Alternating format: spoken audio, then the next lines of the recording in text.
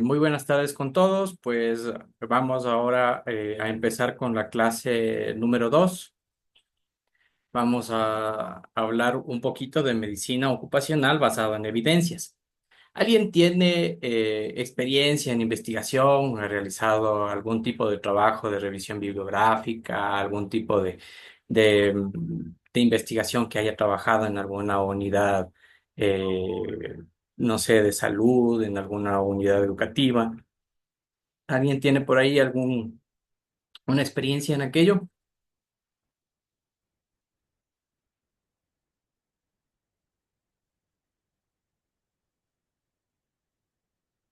Bueno, en realidad, eh, ¿qué significa medicina basada en evidencias? Pues la medicina basada en evidencias es aquella práctica médica que tiene como fundamento o como fin practicar lo que se ha evidenciado o lo que se ha obtenido en investigaciones previas para que el beneficio único sea de el paciente a tratar, el mal a tratar, ¿sí?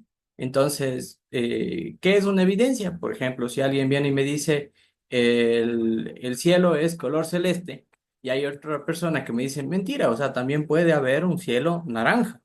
Entonces, hay cierta evidencia de que por ahí los cambios en las nubes, el sol que ya está en el ocaso, en el horizonte, generan esa percepción. Pero generalmente a la parte visual suele ser celeste cuando está muy despejado. Entonces, ¿qué es lo que nosotros hacemos? Nos vamos al método científico. Es decir, no solamente lo vemos como una experiencia propia, que también hay cierto grado de validez en las experiencias, ¿sí? Pero nos vamos a basar más a lo que se ha visto y lo que se repite, ¿sí? Y lo que pasa generalmente en más del 95% de los casos. Por ejemplo, eh, hablando de sensibilidad y especificidad de las pruebas, nosotros hacemos un examen físico a una persona que viene con un dolor abdominal. Y esa persona con ese dolor abdominal, nosotros le palpamos en la fosa ilíaca derecha y tiene un dolor exquisito al palparlo.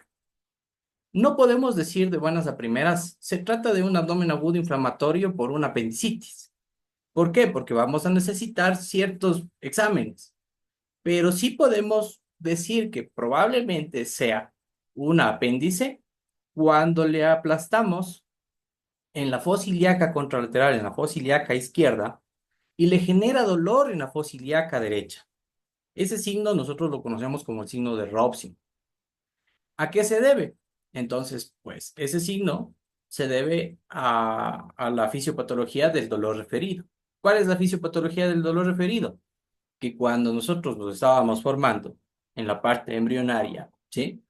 El intestino o la yema primaria, que luego se divide en pulmonar y la yema digestiva, empieza a formarse, a elongarse y empieza a tener giros y localizaciones que no son habituales. Entonces, por donde van formándose y por donde van pasando, van dejando fibras nerviosas que conectan y provocan dolores que se llaman referidos, ¿sí? Los dolores que se van derivando de otra condición.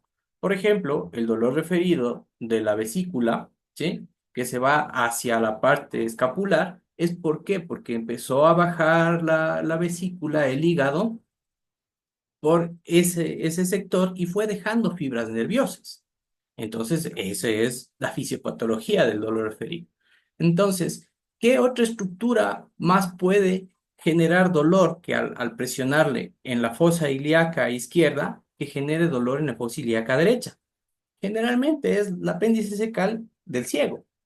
Entonces, esa maniobra tiene una sensibilidad un poco más, perdón, una especificidad un poco más alta que otras maniobras. Por ejemplo, la maniobra del psoas, la maniobra de Valsalva, que cuando le hacen toser o pujar al paciente, le duele en donde está situada la apéndice, o el frote del músculo psoas sobre el apéndice secal genera ese tipo de dolor, ¿sí?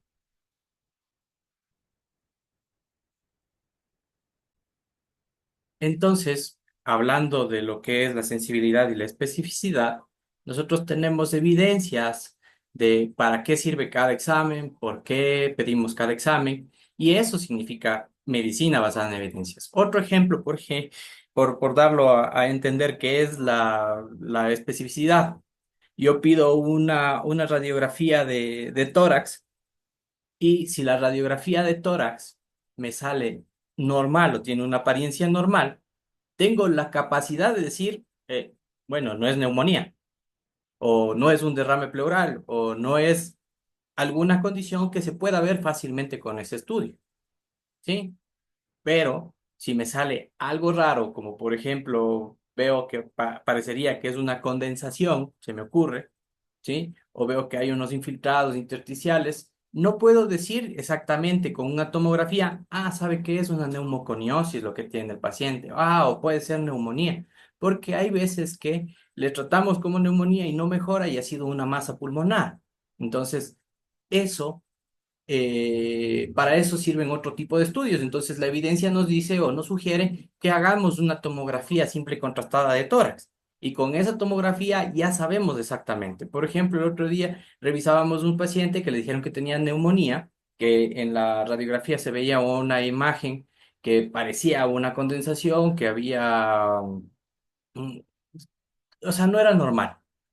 Y resulta que nos quedó la duda porque no tenía clínica de neumonía y le habían estado tratando como neumonía. Le pedíamos una tomografía y resulta que era una telectasia, que no tenía una forma o un patrón muy singular como debería tener la telectasia en las radiografías, pero con la tomografía se vio fácilmente que era una telectasia. Entonces, eso significa medicina basada en evidencias. Ahora, resulta que la medicina basada en evidencias, para simplificarlo un poco más, eh, tiene algo que se llama la recomendación y el grado de evidencia. El grado de evidencia se va a destinarse mucho más hacia el tipo de estudio que se está realizando para identificar un problema, para identificar una solución y para investigar algo. Entonces, los tipos de estudios que tienen el mayor grado de evidencia científica son aquellos que son los tipo 1A, ¿sí? ¿Cuáles son los tipo 1A? Pues los metaanálisis, ¿sí? Las revisiones bibliográficas con metaanálisis, esos son del tipo 1A. También hay los del tipo 2A, que podrían ser ensayos clínicos controlados aleatorizados. Hay los de tipo B1, los tipo B, los tipo C, los tipo D, E, y pues esos son los grados de evidencia. Entonces, según esos, nosotros podemos decir, yo sé que por ejemplo, hablando un poquito del contexto, ¿alguien ha escuchado de que si yo tengo sospecha, volviendo a la apendicitis, yo tengo sospecha de que tengo apendicitis y me dan analgésicos? ¿Qué podría pasar cuando me dan analgésicos en una apendicitis? Se pueden cubrir el cuadro, es Se lo que se pueden suele cubrir el decir. cuadro. ¿Pero qué tipo de analgésicos o todos los analgésicos?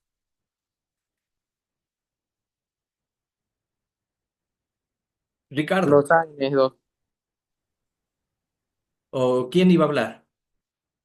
Luigi, participen Sí, nomás. Doc. Ya, a Sí, ver, Doc, con los familiares de los AINES, se cubre el los dolor, AINES. se ¿Y si le esconden. doy paracetamol? Eh, no sé, pero está contraindicado, o sea, no se debe aplicar ningún antiinflamatorio porque se esconde el cuadro clínico, Pero el paracetamol no es antiinflamatorio. O sí, está antipirético, pero no es antiinflamatorio. claro. En realidad se hizo un metaanálisis Cochrane hace ya más de 10 años que habla acerca de el uso de analgésicos en la sospecha de abdomen agudo inflamatorio por apendicitis. Y la recomendación es que solo se utilice analgésicos derivados de opio, ¿sí? O opioides, opiáceos, ¿sí? Podemos dar morfina, podemos dar tramadol, podemos dar tapetadol, podemos dar todos los derivados del opio, ¿sí? Y eso incluso nos ayuda a que el dolor se localice y que sea mucho más fácil la valoración del médico al paciente. ¿Por qué? Porque ya le quitó el dolor, ya no tiene tanta resistencia, localizó bien el dolor, dice, sí, me duele acá, ya no es aquí el dolor y muchas cosas que ha habido de beneficio. Pero sí, probablemente si le damos... un ibuprofeno, un Sertal, un paracetamol, le podemos quitar el dolor, quitar las maniobras que nos guiarían, pero ante la sospecha, ¿cuál sería el estudio gol estándar que ustedes solicitarían para diagnosticar una apendicitis? Antes de entrar con más términos, ¿qué significa gol estándar?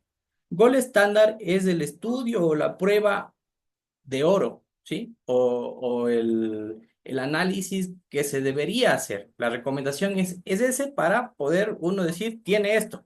Por ejemplo, si estoy sospechando de que hay un cálculo en la vía biliar y hay síndrome de colestásico, colecistitis, el mejor estudio para eso es una colangioresonancia. La ecografía me puede ayudar en algo, pero no es lo mejor que se puede hacer. Por ejemplo, pedir una ecografía en la apendicitis, ¿se puede? ¿O cuál sería el mejor estudio? Cristian, Buenas noches, Doc. Sí, el gol estándar para apendicitis es la TAC, la tomografía axial computarizada, porque ayuda a diferenciar la localización y la posición. En cambio, con el ¿simple eco, o contrastada? la simple, si más no me equivoco. Ya, Porque el eco, en cambio, es operador dependiente y cuando el apéndice está en retroversión es más difícil verlo. exactamente. O sea, no es tan sensible. Pero la sensibilidad de la tomografía es del 92%, es decir, que 9 de cada 10 pacientes que tienen apendicitis pueden ser diagnosticados con una TAC simple y contrastada. Eso es importante. Gustavo. Doc, yo estuve una vez hablando con un ecografista. Él me supo decir que lo ideal que se podía hacer cuando la mano tiene un ataque, con una rayos X de abdomen con rayo horizontal también se puede ver. O sea, el rayos X tiene muy poca sensibilidad y casi nada de especificidad. O sea, para eso son los estudios que uno se ha ido realizando en evidencia científica, ¿no? Ensayos clínicos controlados. Es más, existen estudios que han validado las diferentes técnicas radiográficas para poder sospechar, y eso lamentablemente ya quedó mucho tiempo atrás. Y lo que tú estás conversando, pues, es bastante interesante, porque si bien es cierto, es un experto el que te dijo, podemos hacer esto, es el criterio del experto. Y dentro de la escala, dentro de la pirámide de recomendación, las recomendaciones de un experto están por debajo de lo que dicen los estudios, por ejemplo, un metaanálisis que te estoy mencionando. O sea, ahí nosotros vamos entendiendo de lo que es la medicina basada en evidencias. Ricardo, Sí, también últimamente se ha usado las ecografías de alta resolución. También han demostrado cómo evidenciar el diagnóstico. Creo que en un futuro ese va a ser el gol estándar. Por el momento, tomografía, pero creo que en un futuro va a ser ese el gol estándar. sí, Solo o sea, cuestión de... yo te puedo decir algo que es muy interesante. Eh, yo trabajo en urgencias, nos estamos formando muy continuamente en ultrasonido. Muy probablemente a eso va encaminada el futuro de la medicina. Ya no solamente los especialistas en imágenes van a hacer ecografía. Es más, los ecografistas están faltando. ¿Por qué? Porque ya no les gusta hacer ecografía a los imagenólogos. ¿Por qué? Porque ya hay resonancia, ya hay tomografía, ya hay un montón de estudios. Y ahora han salido nuevos ecógrafos. Por ejemplo, en el centro donde yo laboro en las tardes, tenemos un ecógrafo de ultra generación, un General Electric, que tiene cortes tomográficos, ¿sí? Entonces, ese es el que están hoy por hoy siendo tendencia. Entonces, con la sonda volumétrica de este ecógrafo, de este ultrasonido, nosotros podemos crear imágenes de cortes tomográficos y podemos nosotros realizar procedimientos invasivos como drenajes de vías biliares, que antes solamente lo hacíamos con el tomógrafo, que también lo tenemos, pero hemos mejorado y eso es mucho mejor porque dentro de la salud ocupacional se vuelve más inocuo el hecho de que ya no tenemos tanta radiación encima, ¿no es cierto? Entonces, poco a poco podemos nosotros sentarnos toda la tarde de hablar sobre medicina basada en evidencias, pero esto es un tema chiquitito nada más. Ahora, para volver a la cuestión de la ergonomía, ¿sí? Hoy vamos a hablar acerca del trabajo físico, pero para terminar el tema de la medicina basada en evidencias, ¿alguna vez han revisado los documentos que nos dan estas dos organizaciones? ¿Saben de qué se trata estas organizaciones? ¿Qué es la OIS? ¿Qué es la INST?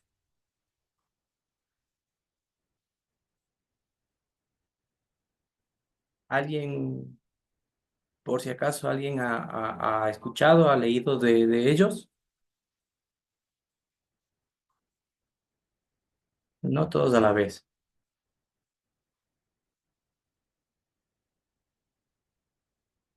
Bueno, pues el primero es la Organización Iberoamericana de Seguridad Social. Está en Iberoamérica, está en Brasil, está para Ecuador, está para toda Sudamérica, está para México, está para Centroamérica, está para la península ibérica. ¿Sí?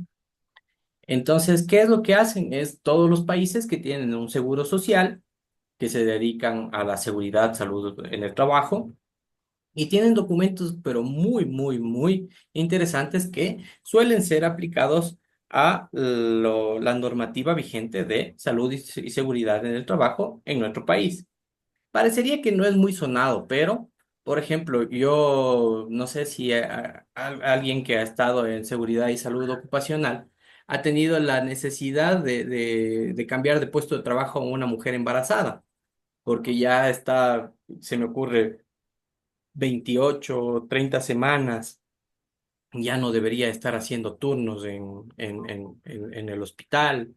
Y ya se me ocurre, es una mujer embarazada que pues trabaja como odontóloga y ya lógicamente el vientre ya no le permite tener una buena atención de pacientes, ya no le permite estar mucho tiempo sentada porque el trabajo de un odontólogo también, pues, demanda de un esfuerzo, de una postura forzada, de inclinación, incluso muchas de las veces de hacer fuerza para extracciones y pues el sonido de la turbina. Hay muchas cosas que parecerían inocuas, que son propias de la actividad y que nosotros estamos acostumbrados, pero que a una mujer embarazada ya no debería ser sometida a eso.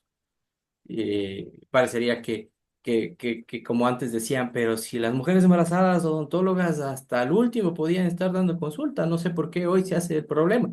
Es que antes pues no teníamos el grado de evidencia que tenemos ahora. Tratamos de proteger mucho más al derecho de la mujer, sobre todo cuando está en periodo de gestación, ¿no? Y así sucesivamente podemos hablar de otros profesionales, ¿sí? No solo de la salud, podemos hablar de mujeres que están trabajando en la parte operativa de una fábrica que tiene un montón de sonido dentro de su planta o que están expuestas a órganos fosforados en las plantaciones de flores y un montón de cosas, ¿no? Organización Iberoamericana de Seguridad y Salud en el Trabajo tiene documentos que nos ayudan incluso unos checklists que nos dicen si la mujer embarazada está, ya no puede hacer esto, esto, esto, si hay estas sustancias, no puede trabajar en esto, esto, esto, esto. Recomendación, salirse de ahí. Incluso les dan unos formularios en los que les dicen, así podrían ustedes decir en la capacitación, cómo captar a mujeres embarazadas en el trabajo. A veces es difícil. ¿Por qué? Porque la mujer embarazada piensa que por el mismo hecho de que está embarazada va a perder su trabajo. Y es todo lo contrario, porque se debería garantizar que ella se mantenga en el trabajo, porque por ley no se le puede despedir. Y lógicamente, ella tiene que comunicar al Departamento de Seguridad y Salud en el Trabajo para poder nosotros evitar que se vulnere su derecho y garantizar que se cumpla ese derecho. Entonces ahí les dice fulana tal, con cédula tal, tiene tantas semanas de gestación, acude por notificar que está en embarazo, en estado de gestación. Entonces, incluso esos formularios nos dan en las normativas que tiene esta organización. Y pues por último, el más famoso, el más conocido es el Instituto Nacional de Seguridad y Salud en el Trabajo de España. ¿Sí? Ellos han revolucionado la salud y salud ocupacional en Iberoamérica. Casi todas las notas técnicas de prevención, las NTPs que tienen ellos, son aplicables para los países de habla hispana.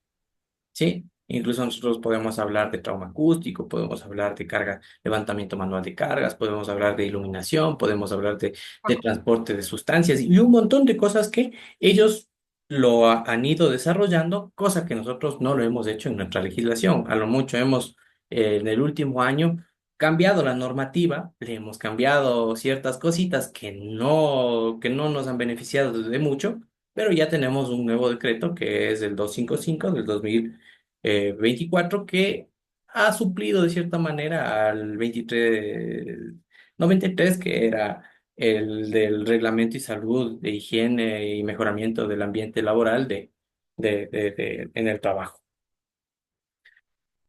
Ahora, dentro de esta clase nosotros vamos a hablar sobre el trabajo físico. Dentro del trabajo físico, como habíamos visto, el trabajo puede ser estático, puede ser dinámico. Y dentro de esto, nosotros vamos a ver qué lesiones nos pueden aparecer. Nos pueden aparecer lesiones, trastornos y también desórdenes, ¿sí? Entonces, vamos a hablar acerca de las posturas forzadas, la manipulación manual de cargas, los movimientos repetitivos y ciertos software, ciertas aplicaciones que nos van a ayudar en el apoyo de las mediciones que nosotros tenemos que realizar. ¿Ok? Ahora, acordándonos un poco de lo que era el trabajo físico. El trabajo físico, pues, es la actividad que nosotros realizamos haciendo uso de musculatura que nos provoca fatiga. Entonces, nos provoca cansancio físico. Entonces, este trabajo físico puede ser manipulación de cargas, puede ser movimientos repetitivos, puede ser posturas forzadas. ¿Sí? Ahora, qué es lo que nos dice la ergonomía? Pues, como habíamos mencionado, la ergonomía tiene el objetivo de adaptar el trabajo al hombre y no hacer que el hombre se adapte al trabajo. Entonces, cuando empezó la revolución industrial, empezaron a ver esquemas o a ver un paradigma que era antiergonómico, es decir, que nosotros nos guiábamos a aumentar la producción. Decíamos, no, tenemos que aumentar la producción, tenemos que hacer que trabajen más y metemos más máquinas para que trabajen mejor y sean más productivos. Entonces, la revolución industrial aumentó maquinaria, aumentó tecnicismo, aumentó la productividad, pero también aumentó el mismo hecho de las lesiones. ¿Por qué? Porque hacían que el hombre se adapte a la máquina al trabajo y no se adapte la máquina al trabajo, al trabajo del hombre, a las necesidades del hombre, a la actitud del hombre. Entonces, esto hacía que el trabajo mecánico sea un poco más fácil, pero tenía que tener más ímpetu, no era tan controlado. Entonces, ¿qué es lo que provocaba? Provocaba que empiecen a aparecer dolencias en el cuerpo, enfermedades y trastornos, ¿no? ¿Cuál es la diferencia entre una enfermedad y un trastorno? La enfermedad generalmente suele ser de inicio temprano, suele ser aguda y el trastorno siempre va a ser crónico, ¿no? Ahora, Tenemos estadísticas de qué es lo que sucede con la aparición de los trastornos, de las lesiones musculoesqueléticas, ¿no? Entre el 10 y 30% de la fuerza laboral en los países que están industrializados, apenas, o sea, apenas el 10 y el 30% es la fuerza laboral. Es decir, que el 10 y el 30% de las personas que viven ahí trabajan haciendo un esfuerzo físico. El resto, pues, es ya más asistido por máquinas y es más tecnificado. Pero en los países que están en vías del desarrollo, esto cambia revulsivamente. Es del 50 al 70% la fuerza laboral que se hace de forma manual. Entonces, esto hace que, pues, lógicamente estén expuestos a cargas de trabajo más pesadas y condiciones de trabajo antiergonómicas, lo que hace que ya aparezcan con mayor facilidad los riesgos. Esta es una estadística un poco antigua, ya lleva casi 30 años ahí, pero sí, no ha cambiado en nada, no ha cambiado en nada. Podemos ver ahí una imagen de un albañil. Si nosotros abrimos un ratito nuestras redes sociales, el TikTok, y vemos cómo hacen las casas en Estados Unidos. ¿Han visto a alguien cómo hacen las casas en Estados Unidos? La verdad es que ahora han cambiado de materiales a materiales más livianos, de mejor calidad y algunas cosas, y lo hacen eh, como, como que un poco más rápido, ¿no es cierto? Entonces, eso es lo que trato de explicar en esta primer eh, slide. Ahora, nos dice que las pérdidas económicas secundarias a enfermedades o a desórdenes relacionados con el trabajo representan el 4% del Producto Interno Bruto a nivel mundial, ¿sí? Es que es más o menos eh, eh, $1.250 per cápita. Eso significa que existe el 4% del Producto Interno Bruto. ¿Qué es el Producto Interno Bruto? Es la cantidad de dinero por persona que tiene cada país o que tiene todo el mundo, ¿no? Entonces, nosotros estamos más o menos en unos 1.600, $1.800 per cápita, ¿sí? A diferencia de otros países como Estados Unidos, que tiene 22.000, por ejemplo, o Brasil, que tiene 18.000. Entonces, nosotros estamos muy por debajo de riqueza. Esa es una medición de riqueza. Pero para que ustedes puedan darse una relación inmensa, es que más o menos nosotros tenemos pérdidas por enfermedades o lesiones por estos riesgos del 4% del Producto Interno Bruto a nivel mundial. Otra cuestión es que la proporción de trabajadores que realizan trabajo manual o de brazos en forma repetitiva, ¿sí? Como le ven ahí en esa foto, han aumentado aproximadamente el 4%, y el 50% de estos trabajadores presentan posturas forzadas, aparte de lo que realizan. Es decir, que las personas que trabajan, que hacen un trabajo físico, el 4% realiza movimientos repetitivos. Y de eso, de ese 4%, el 50% de esas personas también tienen posturas forzadas sobreañadidas a eso. Y por lo menos un 25% de su tiempo dedican a hacer esa actividad. ¿Por qué hablamos de posturas forzadas? ¿Por qué hablamos de movimientos repetitivos? ¿Y por qué hablamos de tiempo de trabajo? Porque estamos hablando del riesgo, la postura forzada. Aumenta el riesgo cuando se suma otro riesgo, que son los movimientos repetitivos. Y aumenta el riesgo si tenemos una exposición prolongada. Es decir, que esa persona, si trabaja 8 horas, 2 horas es lo que está realizando ese movimiento con postura forzada. Entonces, todo esto hace que aparezcan los desórdenes, las lesiones musculoesqueléticas. Y si se sigue haciendo o se sigue sin cambiar la condición del trabajo, se vuelve un trastorno. Dentro de las lesiones, de los trastornos más comunes, tenemos los dolores de cuello, las cervicalgias, tenemos los dolores sacrolumbares, ¿sí?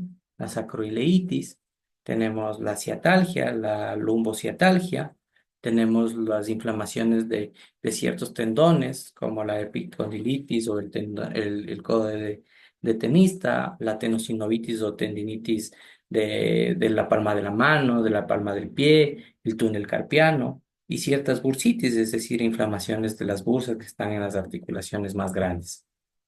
Entonces, ¿cuáles son los diferentes movimientos que podrían aparecer relacionados con el trabajo? ¿No es cierto? Nosotros esto ya lo sabemos. Tenemos extensiones, tenemos flexiones, ¿sí? Tenemos aducción, tenemos abducción, tenemos rotación, tenemos lateral, tenemos rotación medial, tenemos pronación, tenemos supinación.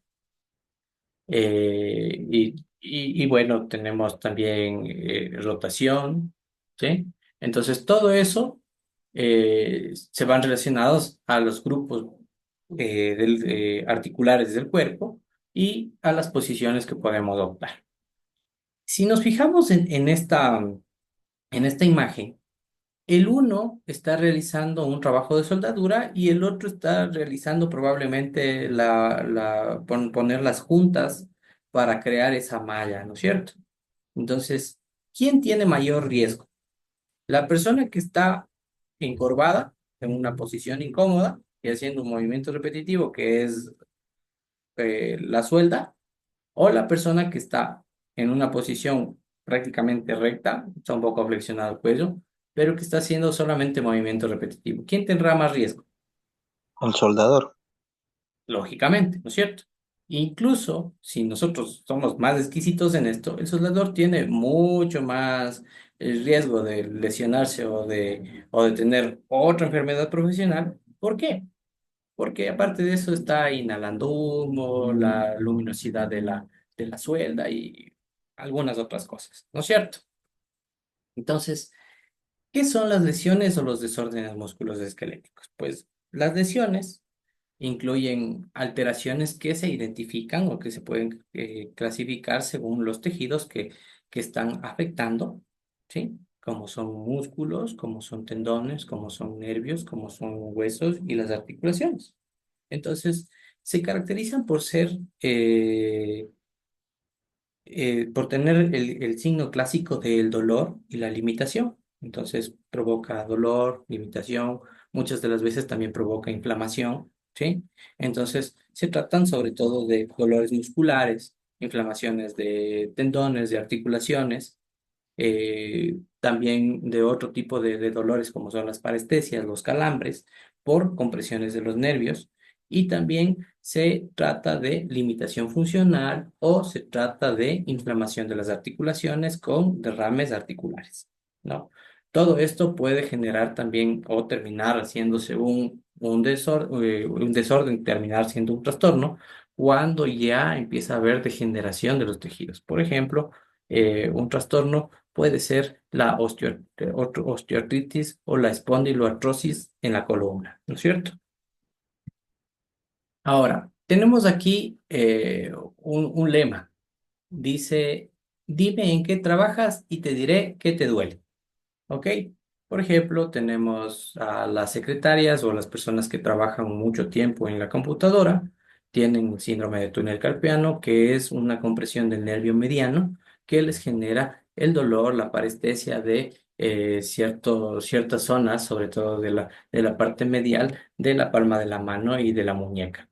Síndrome de túnel cubital o el canal de Bouillon, el ganglión del carpio, del carpo, cuando hay golpes, cuando hay movimientos repetitivos, hay afecciones de la columna cervical, como un síndrome de salida torácica, un esguince cervical, cervicalgias, braquiales, hay síndromes vacilares acompañados de vértigo por compresiones o falta de flujo de las arterias vacilares hacia el vestíbulo.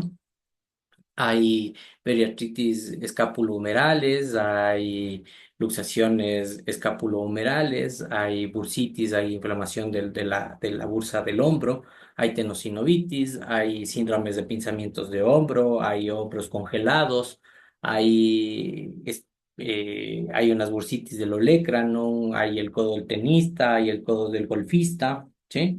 Entonces, Por ahí van todas las alteraciones. También podemos hablar de alteraciones de la cadera, alteraciones de la rodilla, por ejemplo, en las manos, las tendinitis de Kerbein, ¿sí? Afectaciones del pie, como pie plano adquirido, pie valgo, pie plano valgo, el valgus, fascitis plantar, y así sucesivamente puedo enumerarles un montón de afectaciones de las articulaciones. ¿Sí?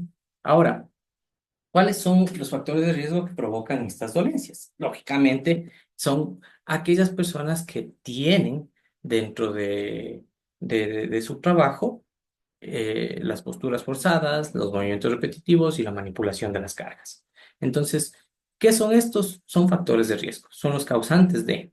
Entonces, generalmente las posturas forzadas son aquellos trabajos que están de forma estática, que generan una posición antinatural que provoca cansancio de las articulaciones y los músculos aledaños de esas articulaciones y que al no tener un tiempo de recuperación genera una lesión o inflamación de la articulación, una degeneración de la misma. Asimismo, los movimientos repetitivos se caracterizan por ser aquellos movimientos cíclicos que se repiten, es decir, que cumplen un ciclo. Por ejemplo, ahí tenemos una persona que aparentemente está limpiando un barandal. Entonces, tiene que hacer movimientos repetitivos. Entonces, nosotros podríamos ver cuánto se demora en hacer ese movimiento, cuánto tiempo demora la tarea, cuántos movimientos repetitivos lo realiza. Si es una actividad de que, por ejemplo, no está limpiando los barandales, sino que está lijando los barandales porque tiene que pintarlos.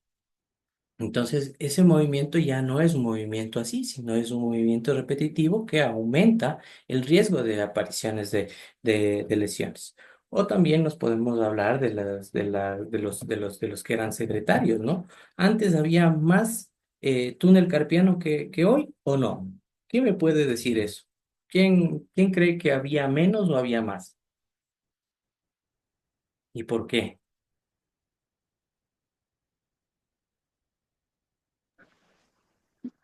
Se pudiera decir, Doc, que antes, o sea, había menos por por la diferencia del trabajo, de lo que era el hecho de trabajar. Por ejemplo, ahora últimamente todo ya se basa en posturas inadecuadas para estar en el teclado, en la computadora, en el uso de los teléfonos. Entonces, hay menor movilidad y al momento de haber menor flexibilidad de las manos, obviamente hay menos extensión y por ende se contraen más rápido los tendones y todo eso. Ya, o sea, hablando en población general, ¿no es cierto? Pero si yo me pongo a hablar específicamente de los secretarios, por ejemplo, vamos a hablar del secretario del juzgado. Él todo el día pasa escribiendo, ¿no es cierto? Yo Eh, pienso, doctor, que había más antes, porque pues, antes se manejaban lo que eran las máquinas de escribir, y esa era un poco más forzosa que una computadora, que las teclas son más suaves, entonces, y pasaban todo el día, escribe, escribe, escribe, y entonces se generaba más, sí, pienso yo. exactamente, Lauro. A ese punto quería llegar. Antes, aparentemente, no había túnel carpiano. ¿Por qué? Porque no se lo diagnosticaba o la persona pensaba que era algo normal. ¿No es cierto? Entonces, podemos decir lo mismo de que antes había más cáncer o menos cáncer. El cáncer pienso yo que siempre ha estado. El tema es que no tenemos los Las medios. herramientas para diagnosticarlo. Ahora hay un tomógrafo cada cuadra, ¿no?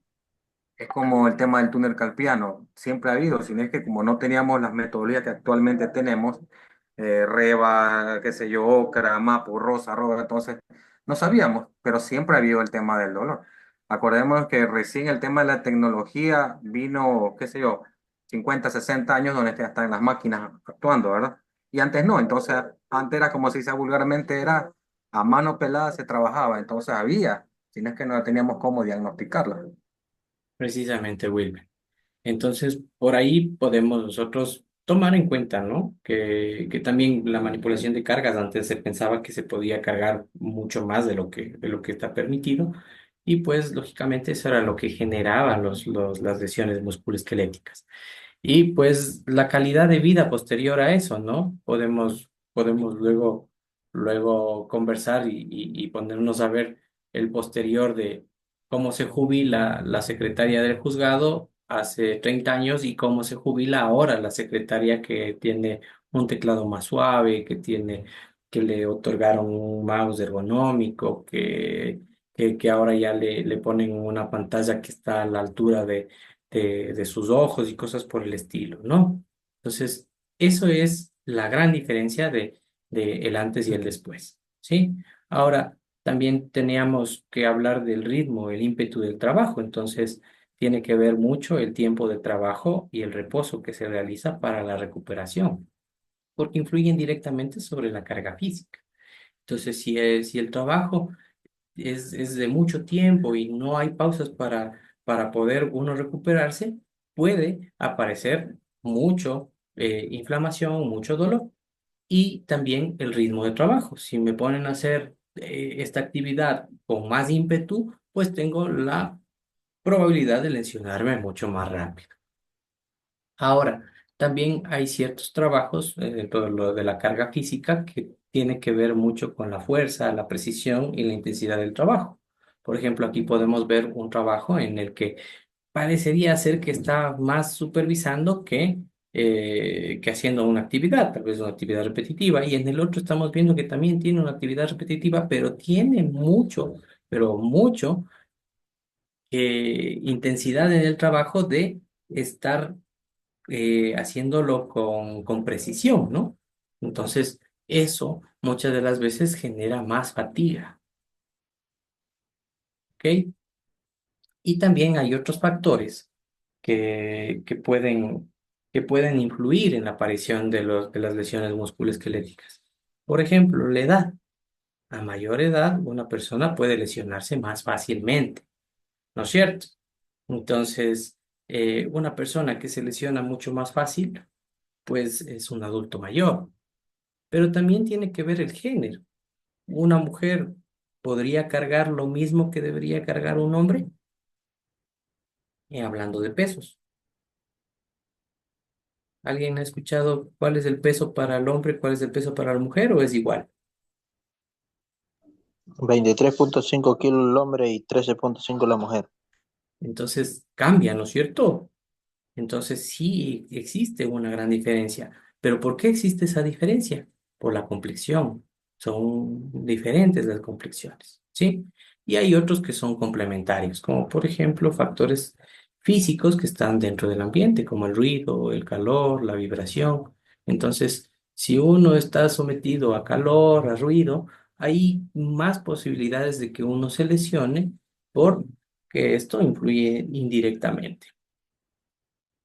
Entonces, ¿cómo identificar la presencia de los trastornos, de los desórdenes musculoesqueléticos en el puesto de trabajo?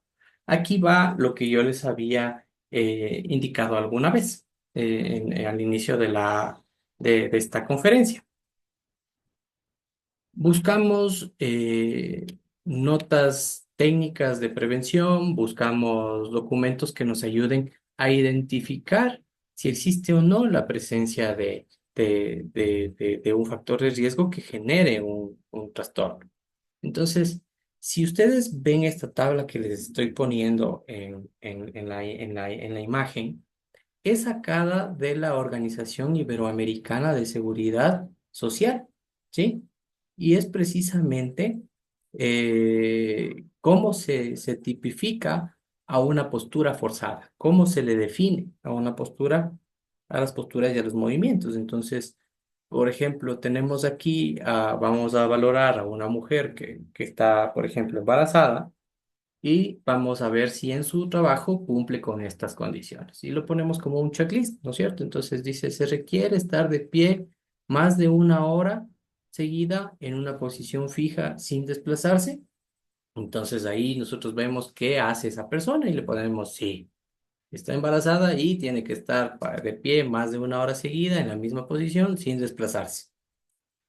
O, por ejemplo, se requiere estar de pie más de 4 horas al día en una posición fija o combinada con desplazamiento, ¿sí? Es decir, pasa 4 horas parada, es decir, la mitad de su tiempo está parada. Entonces, ¿qué deberíamos hacer? creo que esta mujer no debería estar en esta condición. Y así sucesivamente, ¿no? Entonces, esto nos ayuda a identificar, por ejemplo, la manipulación manual de cargas. Dice, se requiere manejar pesos mayores al peso aceptable. Ya nos acabó de conversar Hitler, me parece que era, ¿no es cierto? Los pesos aceptables. Sí, ¿Verdad? Entonces se requiere realizar fuerzas de empuje o de arrastre de más de 10 kilos, se requiere estar pero Doc, sentada. hay una pregunta ahí en ese tema que usted está especificando.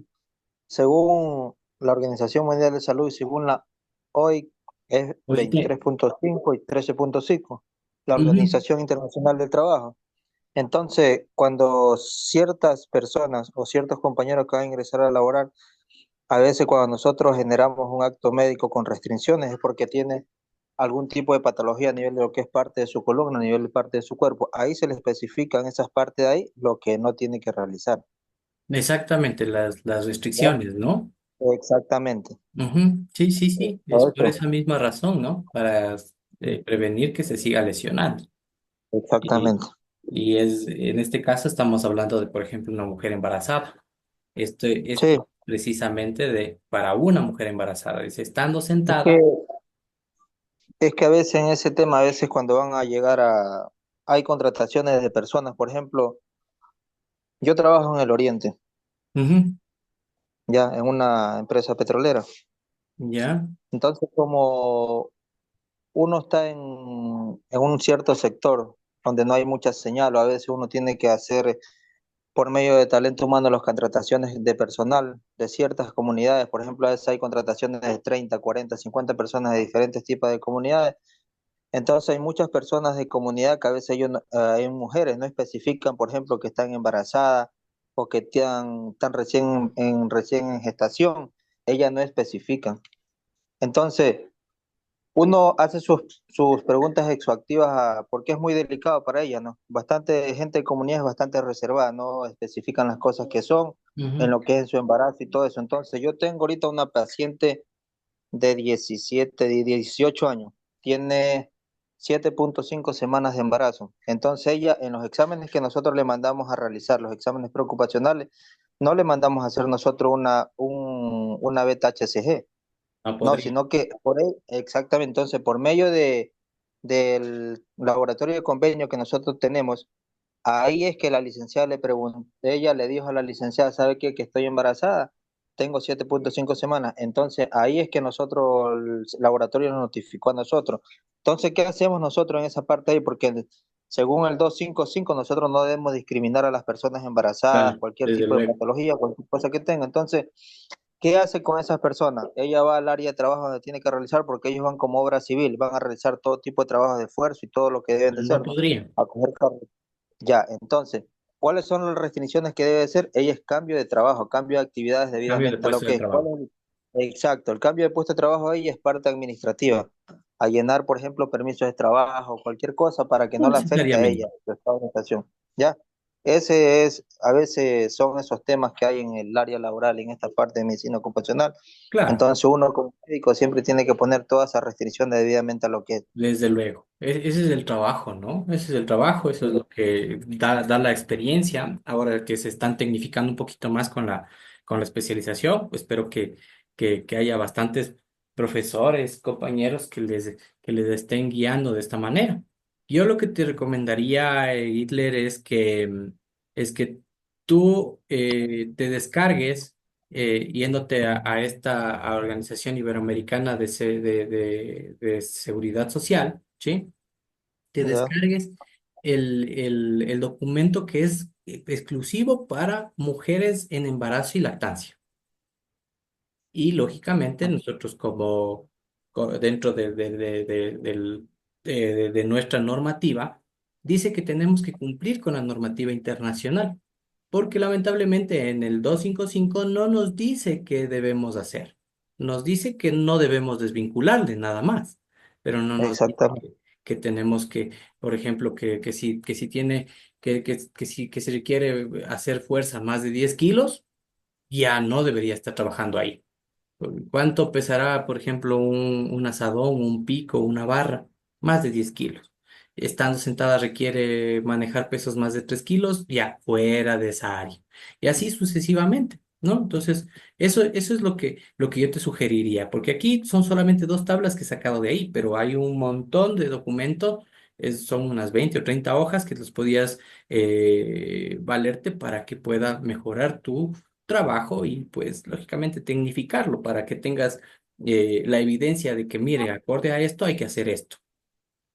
Muy ¿Sí? amable, Edo, gracias. Chévere. Agradezco. Gracias. Entonces, hablando de la manipulación de las cargas, ¿sí? Nosotros tenemos ciertos métodos para saber qué debemos hacer, ¿no es cierto? Entonces, si, si nosotros queremos saber si hay el riesgo de manipular cargas, si hay el riesgo de que se pueda lesionar a una persona, nos hacemos las preguntas, ¿no? ¿Implica las tareas una manipulación manual de una carga? Si pues nos dice que no, lo que hacemos es fin del proceso. No realiza cargas. Pero cuando es manipulación de cargas, es cualquier cosa que pese más de 3 kilos. ¿Sí? Entonces, si hay más de 3 kilos, pues sí, seguimos con la siguiente pregunta que ¿es razonable, posible eliminar o manipular cargas por medio de una automatización o mecanismos de los procesos? Es decir, que ya no realice la carga y que lo hagan mediante grúas, mediante carritos, lo que sea. Sí, pues se termina el proceso. Si no, pues ¿es posible usar ayudas mecánicas? No. Entonces vamos a hacer una evaluación del riesgo. Entonces, ¿cuál sería la condición? Si el riesgo es tolerable o no es tolerable. Después de hacer esa manipulación, si el riesgo es tolerable, pues se acaba ahí la investigación. Si no, pues tenemos que adaptar el puesto de trabajo y volver a a medir para ver si el riesgo es tolerable. Si el riesgo es tolerable, se acabó el proceso, ¿no es cierto? ¿Hasta ahí alguien tiene alguna pregunta de lo que estoy hablando en esta diapositiva?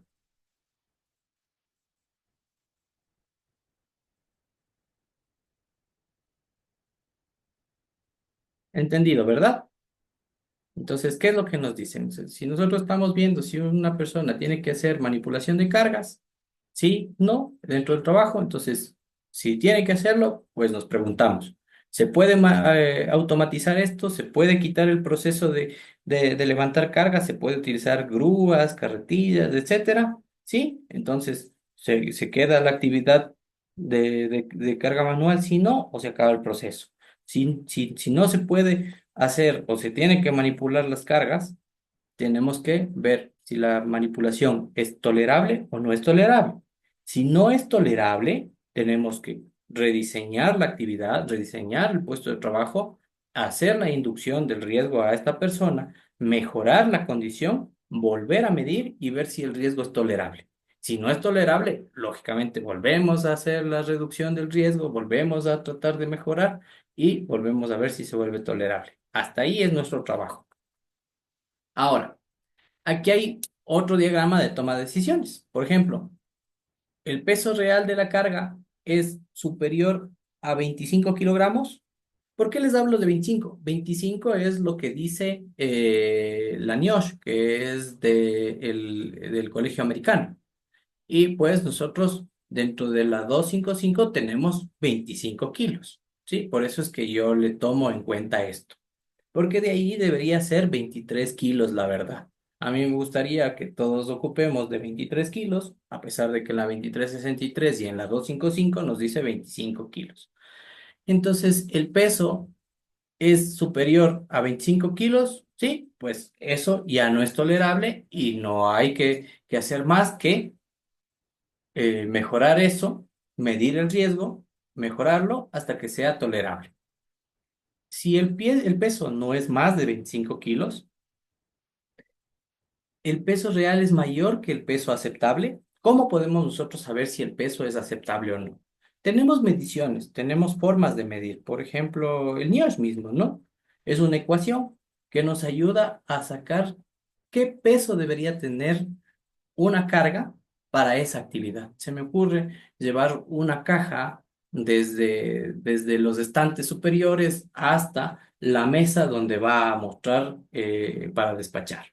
La caminata, el tiempo que se demora en llegar o cuántas veces hace esa actividad y cuánto debería pesar esa caja para que no le haga daño. Eso nosotros llamamos como el peso aceptable, ¿sí? No todos los pesos deben tener 23 kilos y ya. Debemos ver el contexto de toda la actividad. Entonces, se debe transportar más de 10 metros, se debe transportar menos de 10 metros, ahí ya cambia la cosa porque ahí decidimos cómo medir, ¿sí? Porque no es lo mismo transportarlo solo 10 metros que transportarlo 20 metros, ¿sí? El peso diario que hace esa persona, si es hasta 10 metros, supera los 10.000 kilogramos, no es tolerable y el riesgo, pues, es un riesgo no tolerable y se debería parar la actividad. Pero si el total del peso, por ejemplo, si le llevan más de 10 metros, supera los, los 6.000 kilogramos al día, no es tolerable y se debería modificar eso, ¿sí? Si no supera los 10.000 kilogramos y no pasa de 10 metros de desplazamiento con esa carga y esa carga es aceptable, está dentro del peso ideal, el riesgo se llama tolerable. Entonces, no hay que hacer nada más, se sigue con la actividad porque eso no va a generar trastornos musculoesqueléticos. Pero si no cumple con todas estas condiciones, esto va a hacer que esa persona se lesione. Ahora, tengo aquí otro esquema que nosotros vamos a revisar el entorno. Por ejemplo, se requiere trabajar en superficies elevadas, escaleras, plataformas. Eso aumenta el riesgo. ¿Qué tal si yo estoy llevando una carga y estoy encima de un andamio? Es mucho más riesgoso para la persona que realiza la actividad. Si las superficies son inestables, irregulares, se puede resbalar, ¿no? Y si existen obstáculos que están en el piso, y si existen golpes o compresiones del abdomen en espacios reducidos o máquinas de movimientos, también nos genera más problemas. Entonces, dentro de todo esto tenemos aquí la manipulación de cargas.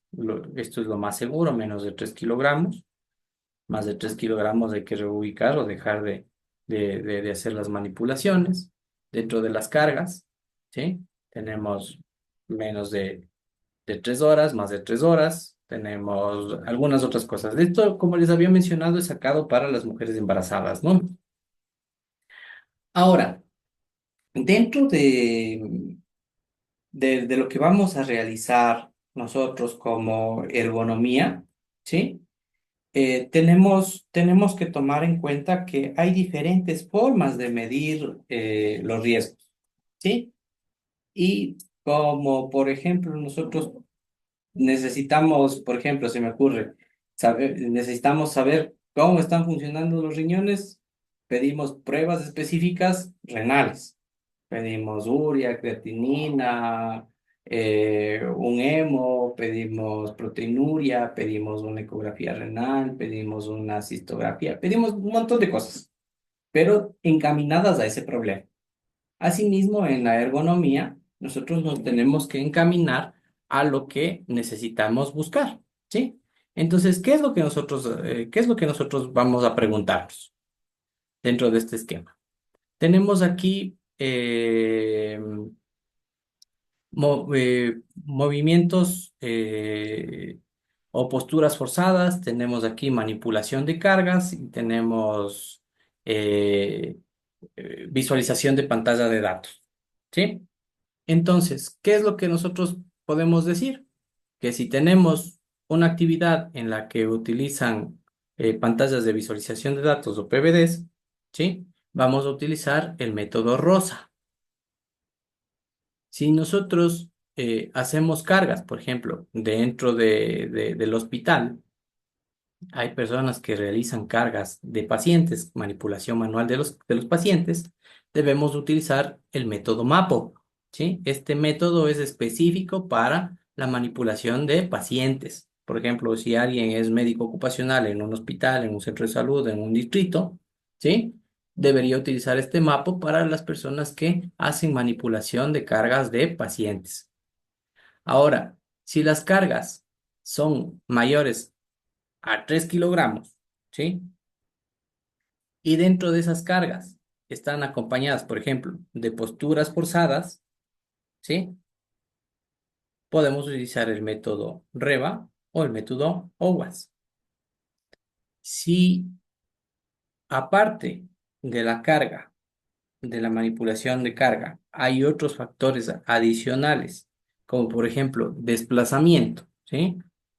Podemos utilizar la ecuación de Niosh, es decir, que podemos tener personas que cojan un objeto pesado, cojan un objeto pesado desde una altura diferente y la pongan en otro objeto, o cojan un objeto, se desplacen y dejen en otro lado, ¿sí? Eso ya significa que tiene, aparte de la manipulación manual de cargas, aparte de este que dice MMC, manipulación manual de cargas, tienen múltiples tareas. Y si tienen múltiples tareas, se debe utilizar el NIOSH. Pero si solamente es simple que cogen esto y le ponen a otro lado, pueden utilizar el método UNE, ¿sí? Ahora, si tenemos aparte de eso, que nosotros vemos movimientos repetitivos, ¿sí? Solo movimientos repetitivos puros, podemos nosotros ver a qué parte está afectando esos movimientos. Si solamente afecta al eje corporal, que son el tronco y las manos, podemos utilizar el RULA. Pero si aparte de la afectación de los movimientos de las manos, del tronco, el cuello, existen vibración, deberíamos utilizar el OCRA. Y si no hay vibración, podemos utilizar el índice strain. ¿Sí? Esta es un algoritmo de cómo ir o qué técnica vamos a utilizar dependiendo de qué actividad realice la persona o qué factor de riesgo se encuentre. ¿Sí? ¿Alguien tiene alguna pregunta acerca de este algoritmo que acabo de explicar?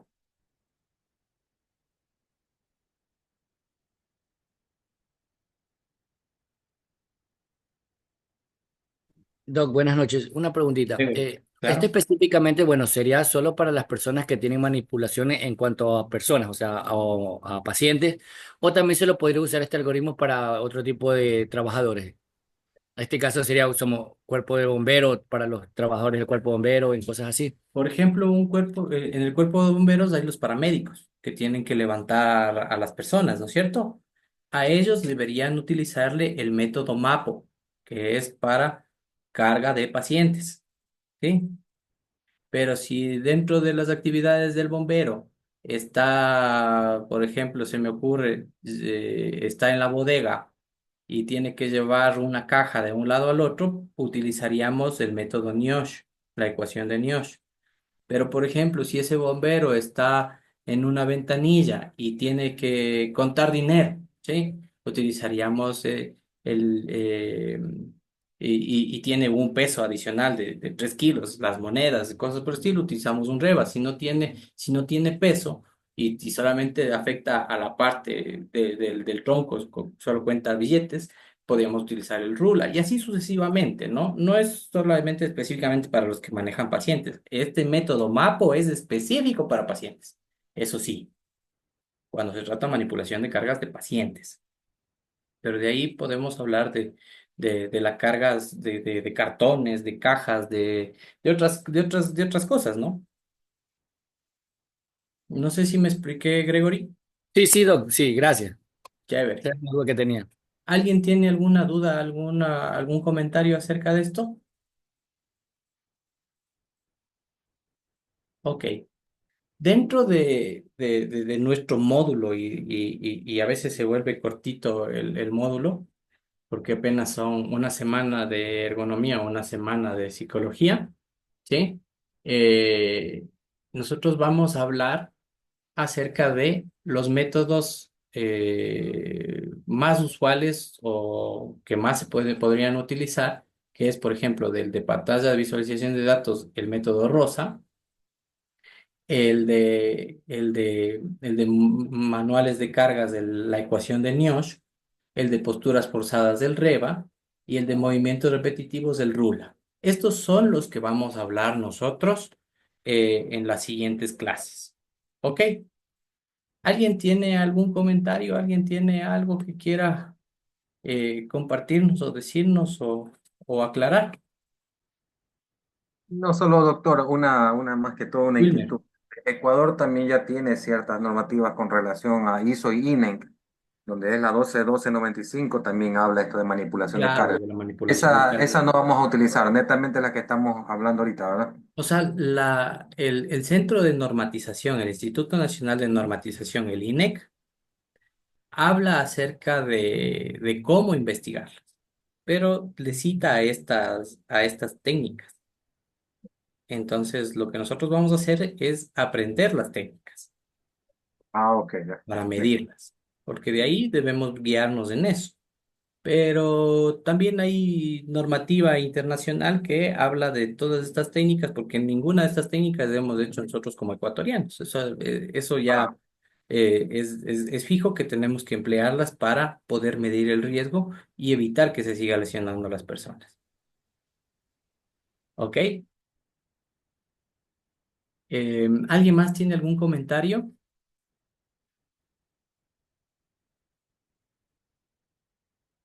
Bueno.